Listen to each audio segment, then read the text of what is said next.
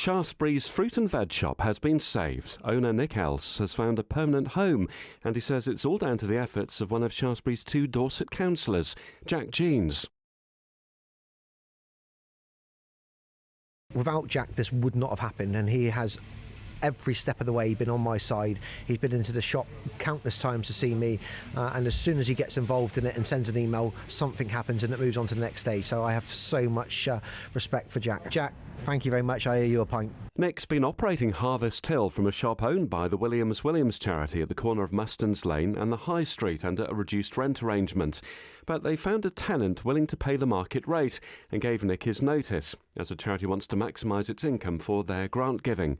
It meant Shaftesbury shoppers seeking more unusual fruit and veg varieties or small or loose quantities of produce would have lost that facility.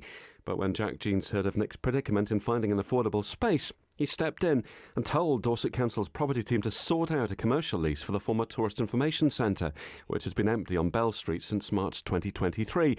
Nick says Shaftesbury would have lost its fruit and veg shop had it not been for the councillor's involvement. Councillor Jack Jeans has made this happen in such a short period of time.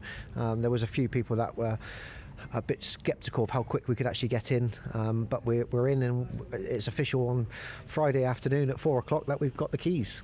It's going to be quite a good site for you, this, isn't it? Coming straight from the Bell Street car park, there's a lot of really interesting businesses that seem to be drawing people from Carita Rose to Pamplemousse, Bell Street Antiques.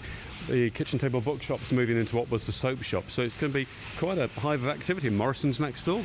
Yeah, I think this. I've always liked this shop. I think it's a lovely location, a high foot full of people, especially with the car parks. And fruit and veg is always really heavy, and you know, so as we're so close to the car parks, people can just grab it and pick it up and put it in the car. Christmas coming up around the corner, so the Christmas trees, I think we probably sell a few more of them for that reason. And you know, if I was doing a show anywhere in the country and they say to me, Nick, where do you want to be? I want to be near the car parks, because it is heavy and people don't want to carry it. And as David Taylor, who used to manage the Tourist Information Centre, will tell you, it's really cold in the winter, so that's probably quite good for you, isn't it? Absolutely brilliant, yeah. We don't want it hot, so yeah, everybody said it's always a really cold shop in there, but that's absolutely perfect for us. So as far as I'm concerned, the colder the better. How does it compare in terms of space with what you've had on Mustons Lane and the High Street? It's a lot smaller shop. There is two parts of it, and when it was a tourist information shop, I believe that they just used the front part of the shop, and then the back was for storage and for keeping all of their spare brochures and stuff. We're going to use both parts of that to be as retail value, to be as retail space. And yeah, we don't need a massive shop. Remember Abbott's, that wasn't a very big shop. They had a bit of stuff outside as well, which we'll do ourselves.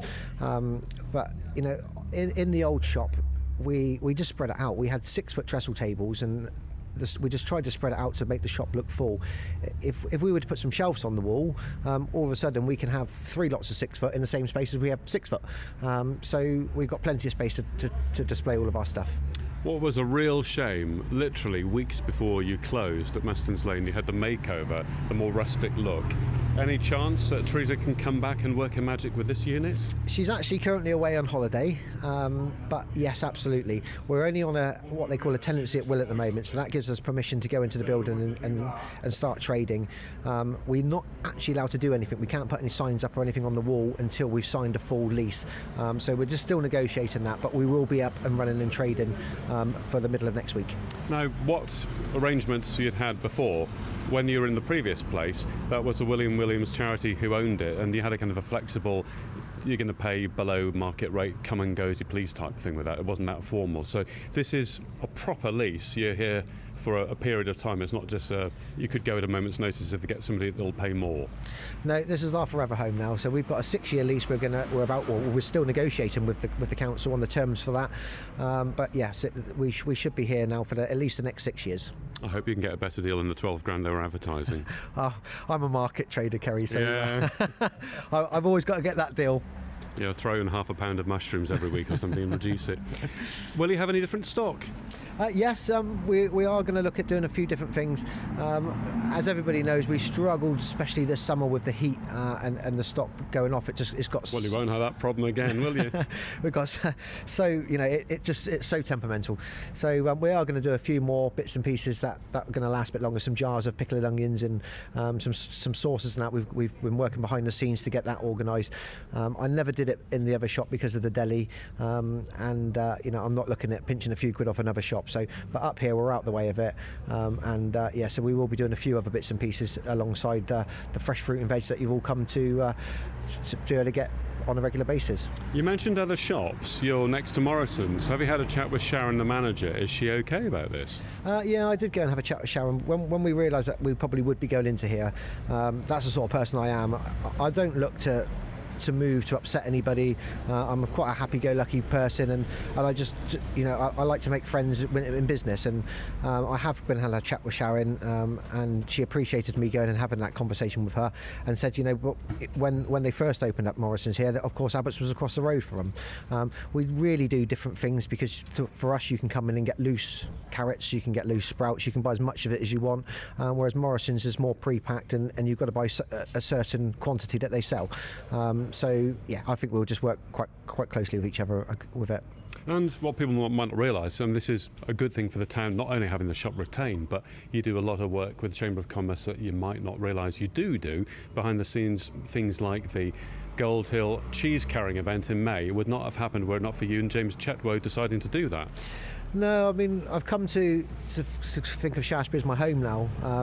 I love walking down the high street and seeing all the other businesses and the amount of people that just say hello as I'm walking down. They know who I am, and we've got the Christmas light switch on coming up soon, which we've had quite a lot to do with organising. I have sort of perhaps not done as much on that as I should have been with all that's been going on in the last month with us leaving the old shop. But yeah, there's plenty to come, and we're still going to be in Shaftesbury, and we'll carry on that work. I mean, in 2025, there are very few small towns of this size that can say they've got their own independent fruit and veg shop. So it's another feather in Shaftesbury's cap, isn't it?